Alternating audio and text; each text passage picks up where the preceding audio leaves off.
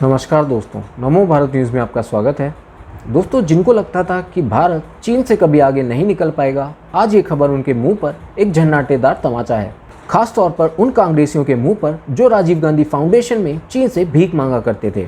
दोस्तों, अगर आपने चाइनीज चेकर्स खेला है तो समझिए वैसा ही कुछ अब दुनिया में चल रहा है।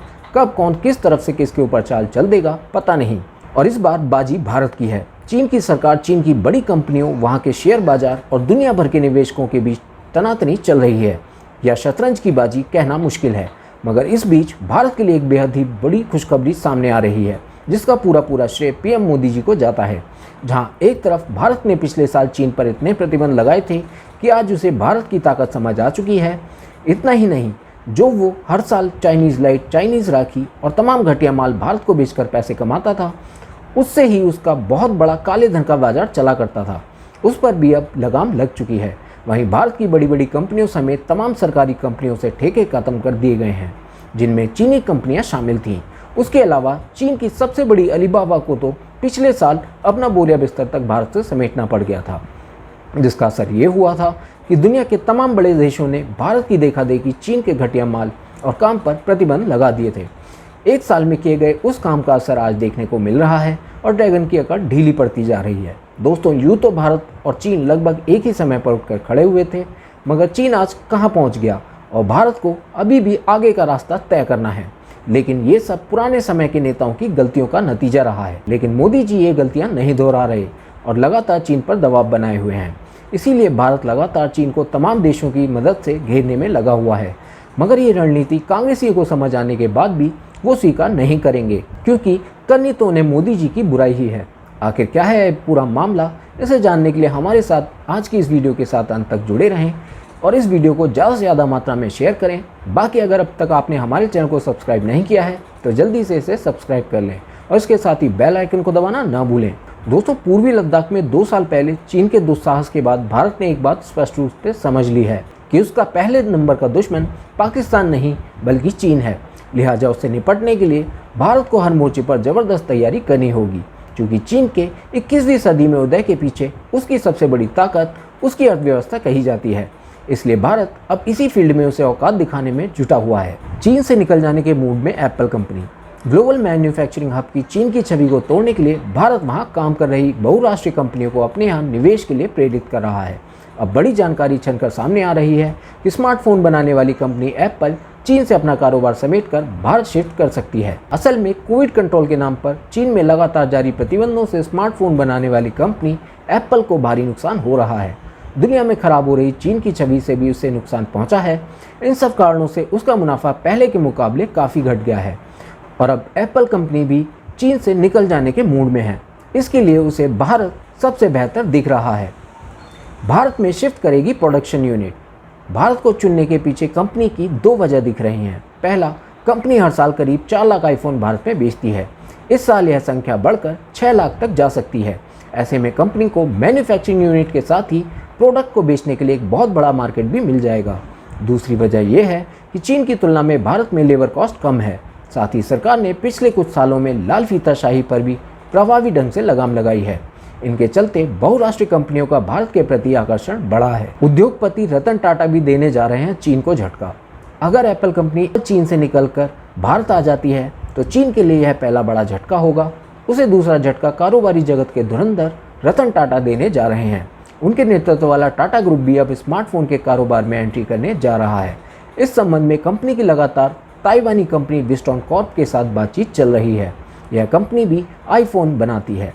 टाटा ग्रुप इस ताइवानी कंपनी का अधिग्रहण करके शानदार तरीके से स्मार्टफोन सेक्टर में एंट्री करना चाहता है। दुनिया में आईफोन का मैन्युफैक्चरिंग हब बनेगा Bharat. Business analyst JP Morgan की रिपोर्ट के मुताबिक अगले कुछ सालों में स्मार्टफोन, खासकर आईफोन के निर्माण के मामले में भारत दुनिया का सरताज होगा।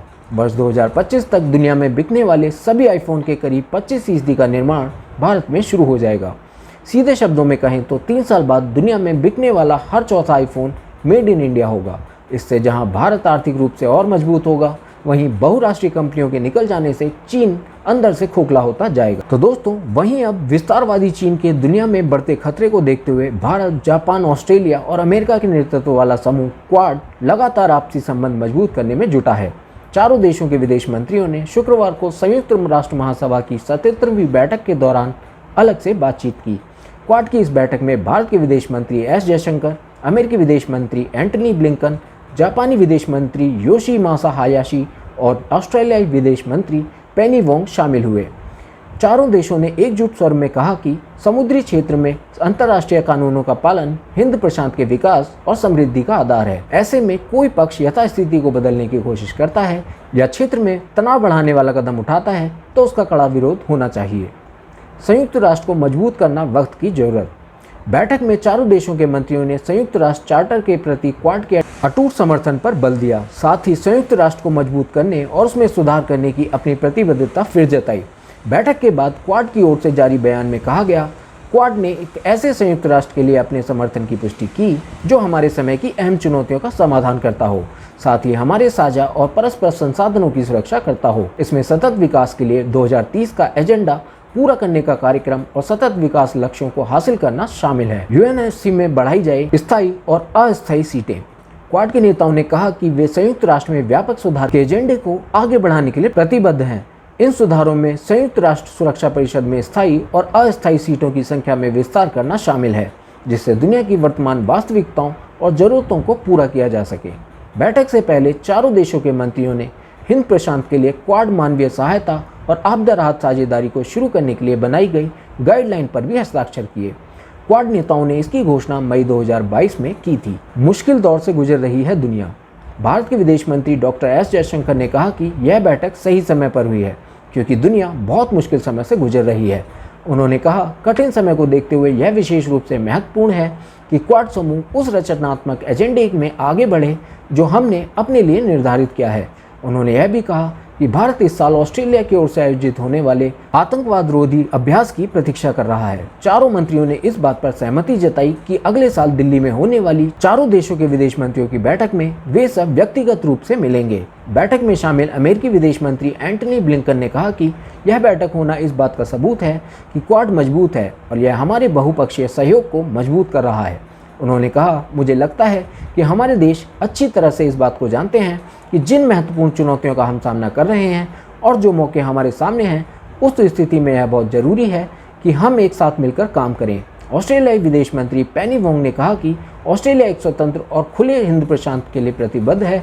वहीं जापानी विदेश मंत्री हायाशी ने कहा कि आज दुनिया देख रही है कि यथास्थिति को एक तरफा तरीके से बदलने के स्पष्ट प्रयास किए जा रहे हैं। कानून के शासन पर आधारित स्वतंत्र और खुली अंतर्राष्ट्रीय व्यवस्था खतरे में है। वीडियो को लाइक, सब्सक्राइब और शेयर करना ना भूलें। अपने विचारों को कमेंट बॉक्स में लिखकर हम तक जरूर पहुंचाइए।